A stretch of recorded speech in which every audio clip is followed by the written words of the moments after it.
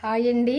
ఈరోజు పచ్చిమిర్చి గోంగూర పచ్చడి చేసుకుందాము. ఎండుమిర్చితోటే కాదండి, పచ్చిమిర్చితో కూడా చేసుకోవచ్చు. మంచి టేస్ట్గా ఉంటుంది.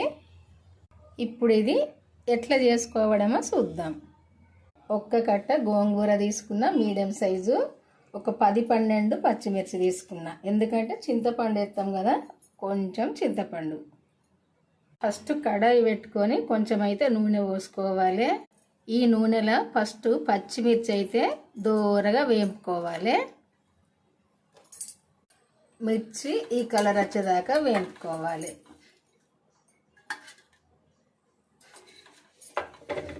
మంచిగా ఈ కలర్ రావాలి.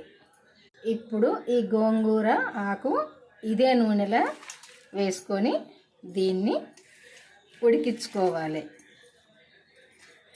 ఈ ఆకంతా దగ్గరికి వచ్చేదాకా మంచిగా ఫ్రై చేసుకోవాలి. ఇట్లా మంచిగా నూనెలా ఉడకనియాలి. ఈ ఆకంతా ఇట్లా దగ్గరికి వచ్చినాక ఇది ఇప్పుడు పక్కకు తీసుకుందాము.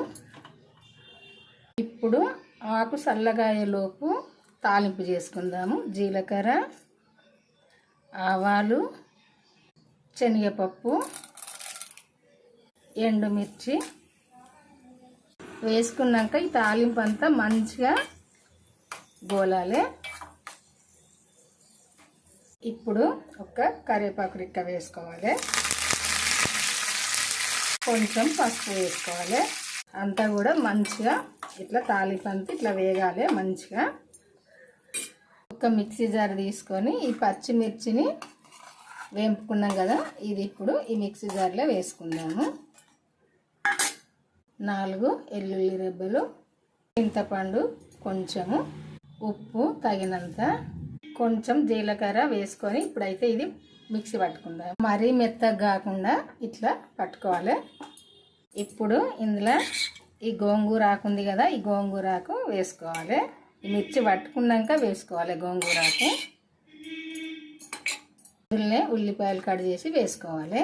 వేసుకొని ఇప్పుడు ఇది మిక్సీ పట్టుకోవాలి. ఇట్లా పట్టుకుంటే సరిపోద్ది. ఇప్పుడు ఇది ఇందులో తీసుకుందాము. ఇప్పుడు ఈ తయారు చేసుకున్న తాలింపు ఇందులో వేసుకోవాలి. వేసుకొని కలుపుకోవాలి.